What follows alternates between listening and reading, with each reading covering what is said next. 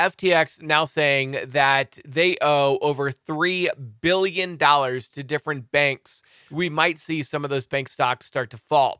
Hi guys, it's Stock Harry, and despite the lower volumes due to the holidays, we had a lot of things happen in the market today that you need to know about.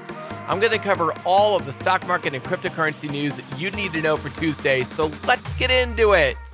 Here's what happened in the stock market. Cleveland Fed President Loretta Mester said that even though recent data has been encouraging, she wants to see more progress on inflation before ending interest rate hikes. She's on board with smaller interest rate increases than the Fed has been implementing recently, but she's not on board with stopping raising interest rates altogether. The market is currently pricing in a 71% chance that the Fed will slow down the rate of rate increases in December and only raise interest rates by 50 basis points or 0.5%. The market is pricing in a 29% chance that the Fed continues with their 75 basis point rate hikes or 0.75% rate hike that they've been doing for most of this year. The Fed meets again in a little over 3 weeks on December 13th and 14th, and this meeting will also include an updated summary of economic projections, which will give us a good idea of where the Fed expects to be over the next couple of months.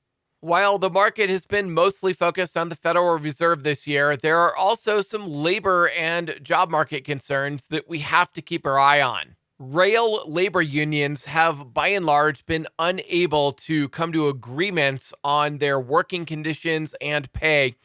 And even though BLET, which is one of the largest rail unions, voted to ratify a labor deal, there were other members of other unions, including BRS, which is a signalmen's union, and also SMART-TD, which is a freight rail union. They have not come to agreements on labor deals yet. And BLET, which is the main labor rail union, they have said that they will not cross a picket line of either BRS or SMART-TD. So what all of this means is that even though we are one step closer to avoiding a strike on our railways, that if any of the major unions decide to strike, then all of the unions will strike. And that will effectively shut down all rail service here in the United States. Now, with the United States being such a large country, the vast majority of our goods travel by rail as well as truck. And if the railways shut down, that could have serious implications on the ability of retailers to get product in stock in time for the holidays, and it could have some seriously negative consequences on this holiday shopping season. So this is a really big deal, and it could cause the prices of goods, that is inflation, to start going up again, and this is something we're really going to have to keep our eyes on. Moving on to what happened with some individual stocks today, Disney shares rose after the CEO was kicked out and Bob Iger replaced Bob Chapek. Now, even though shares initially opened up significantly, they actually sold off throughout the day. And this allowed me to make a 42% profit on a DIS put option today. By the way, if you guys want to make money like this and potentially make 42% profit in a single day in your portfolio, then I encourage you to come join me in my coaching program and VIP Discord, where I will teach you how to make trades and make money like this. We are offering a Black Friday special where now through next Monday, for the next 7 days, if you book a call with one of our onboarding specialists by the end of Monday, you will get 20% off of the VIP Discord or the We Profit Day and Night coaching program. So make sure you book a call with an onboarding specialist who can get you in there and get you that 20% discount, but you have to get the call booked before the end of Cyber Monday in order to get that 20% off special. You can book a call with an onboarding specialist at weprofitdayandnight.com. That's weprofitdayandnight.com. Now, moving on to earnings, shares of Zoom Video, ticker ZM, fell after weak guidance. ZM actually beat earnings expectations, but unfortunately, the Q4 earnings guidance was so bad that the share price actually fell. ZM shares were down over 5% after hours. Dell shares had the exact same move as ZM, with DELL surging after beating earnings expectations, but then selling off after Dell gave weak fourth quarter guidance. Shares ended up being down a little over 1% after hours. Here's what's happening in the cryptocurrency markets. The fallout from the FTX collapse continues. FTX now saying that they owe over $3 billion to different banks. We still don't know who exactly were the banks that lent money to FTX, but what we do know is that a number of banks combined are out a total of $3 billion in losses due to the FTX collapse. It'll be interesting to see who these banks actually are. And of course, once they do come out and make those announcements, we might see some of those bank stocks start to fall. There are also fears that other cryptocurrency exchanges could collapse as well, with Coinbase shares now down about 25% since the FTX collapse. Although the Coinbase CEO, Brian Armstrong, said that his company does not have any material exposure to FTX, but he does have sympathy for everybody involved. There is no evidence or indication that Coinbase is in trouble. This is just speculation because FTX collapsed. But if you look at Coinbase's financials, since it is a public company, they do have $5 billion in cash on hand. They're burning through about $500 million a quarter. That gives them about 10 quarters of cash on hand, or about 2.5 years worth of cash in operating expenses. So Coinbase, it looks like it's going to be just fine. It looks like a lot of these fears about Coinbase going out of business is completely unfounded. Now, SoFi is not in trouble, but they are coming under increased regulatory oversight after some Democratic senators expressed concerns about the crypto meltdown. SoFi's February acquisition of Golden Pacific Bancorp converted SoFi into a bank holding company. Bank holding companies have to conform to strict regulations of the kinds of financial products that they can offer. This makes SoFi very different from a cryptocurrency exchange or even a stockbroker, because SoFi is an actual bank.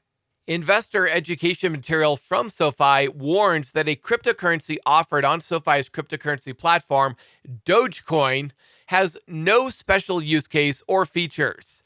SoFi's literature calls it a pump and dump scheme.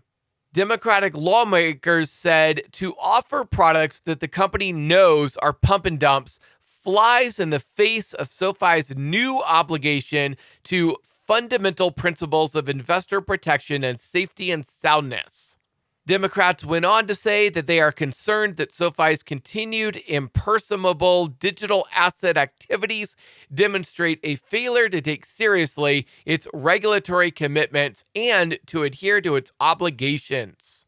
SoFi responded by saying, SoFi takes our regulatory and compliance commitments seriously, including our non-bank operations within the digital assets space, aka cryptocurrency.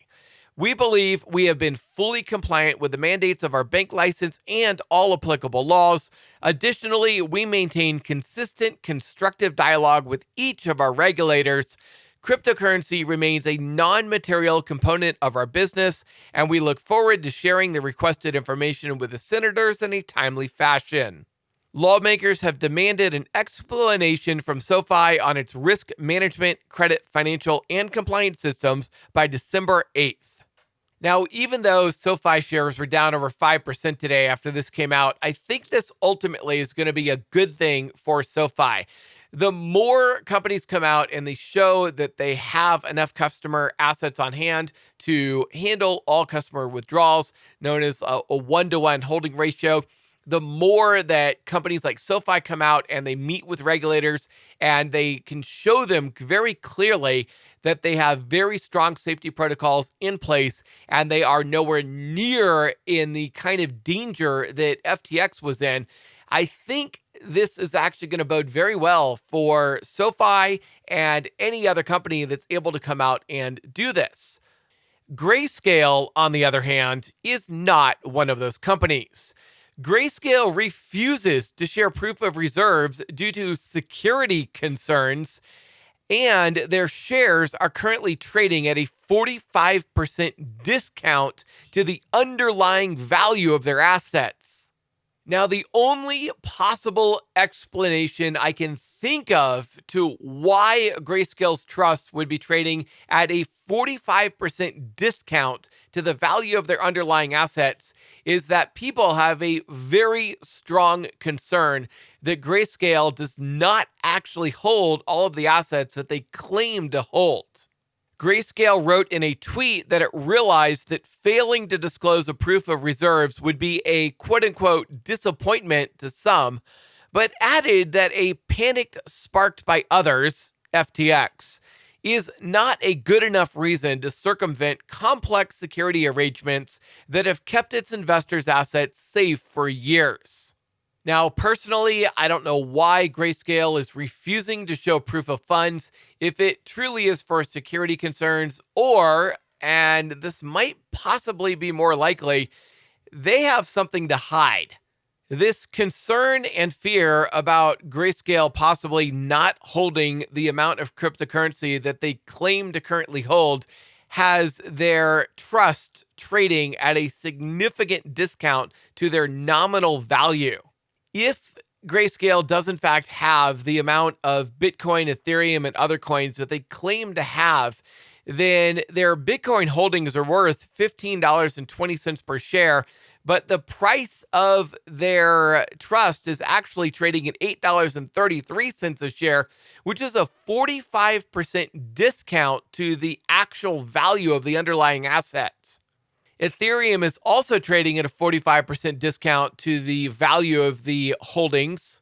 Ethereum Classic is trading at a 67% discount. Litecoin trading at a 48% discount. You get the idea. Now, not all of Grayscale's holdings are trading at a discount. In fact, Mana, M-A-N-A, or Decentraland, is actually trading at a 75% premium, meaning you're paying 75% more than the coins are actually worth by buying Grayscale's trust. If you got a lot out of this video, be a good friend and share this video with your friends and family, and comment down below and let me know if you think Grayscale, Coinbase, and SoFi are safe, or if you think possibly that they are in trouble. And make sure you hit that like button and subscribe. And if you want more information about what's going on this week in the stock market, make sure you watch the last video that I uploaded here.